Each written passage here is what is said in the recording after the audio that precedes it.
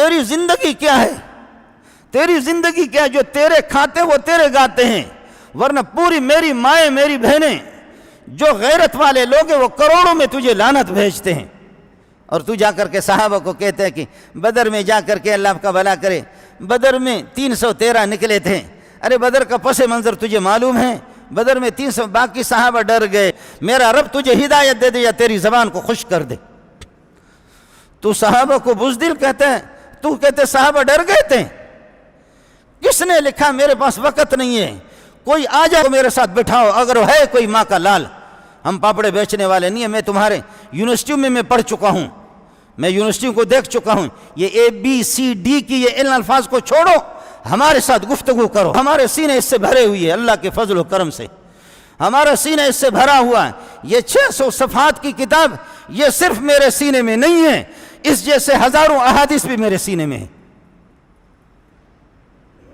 ہم انگریز کے بچے نہیں ہیں، ہم مسلمانوں کے بچے ہیں۔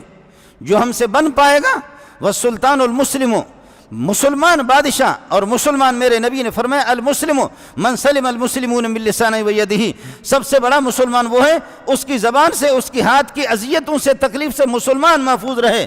اور صحابہ سے بڑا مسلمان کوئی کائنات کے اندر نہیں ہے۔ تو صحابہ کو کہتے کہ صحابہ یہ کہ بزدل ہو گئے تھے، صحابہ ڈر گئے تھے۔ مال غنیمت جمع کر کہتے لوٹ مار پہ شروع ہو گئے۔ لوٹ مار کہاں پہ استعمال ہوتا ہے؟ میرے نبی نے فرمایا کہ سابقہ امتوں کے لیے غنیمت وہ نہیں کھاتے تھے، غنیمت کو جمع کرتے تھے، کافروں سے جو غنیمت لیتے تھے مال، اس کو رکھتے تھے زمین پر، اور پھر دعا کرتے تھے آسمان سے ایک آگ آتی تھی اور وہ آگ کافروں کے اس مال کو جلا کر کے راکھ بنا دیتی تھی۔ لیکن فرمایا کہ اب نہیں ہے، قرآن میں خود 4 پارے میں موجود ہے، حتیٰ یأتینا بقربان تاکلہ النار، ایسے نظر و نیاز جس کو آگ کھائے۔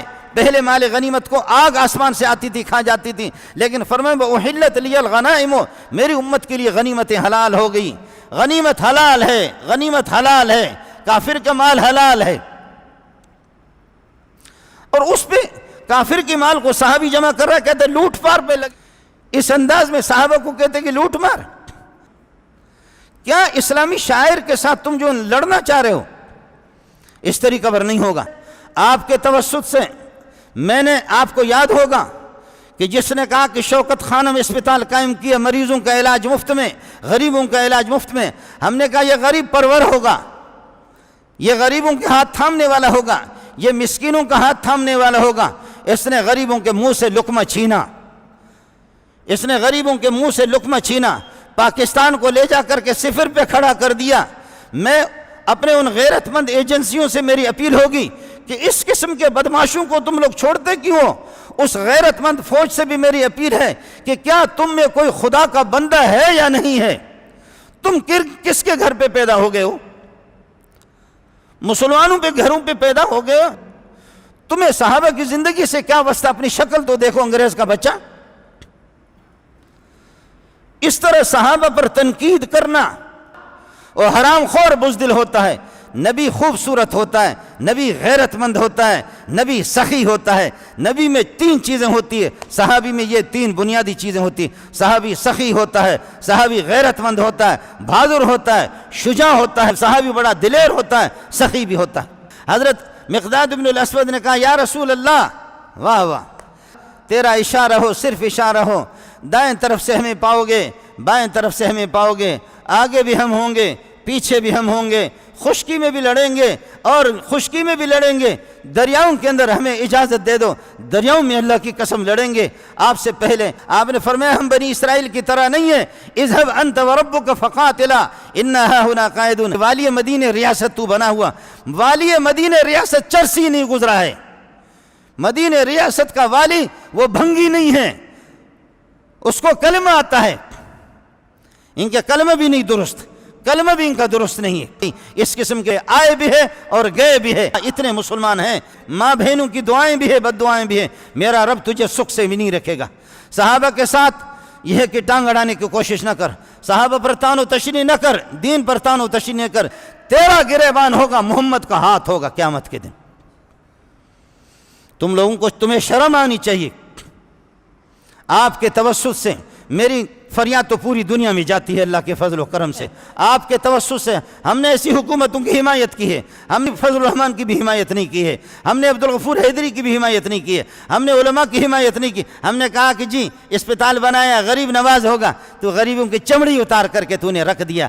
غریب اب ایک طریقہ ہے، غریبوں کو جمع کرو اور بم لگا دو، سب کو تباہ کرو، غربت ختم ہو جائے گی، تیرا شراب زندہ باد، تو بھی زندہ باد، انگریز بھی زندہ باد، ہم ختم ہو جائیں گے۔ یہی ایک طریقہ ہے، غریبوں کو جمع کر لے۔ آج میں ساتھیوں کو رات کو میں کہہ رہا تھا، میں نے کہا ہم بھٹو کے لیے دعا کر رہے ہیں، بھٹو کی کمزوریاں ہوں گے لیکن قادیانیوں کو جوان کے بچے نے اس نے کافر قرار دیا۔ میں اس اللہ کے گھر میں بیٹھ کر کے مجھے یقین ہے اللہ نے اس کی مغفرت کی ہوگی۔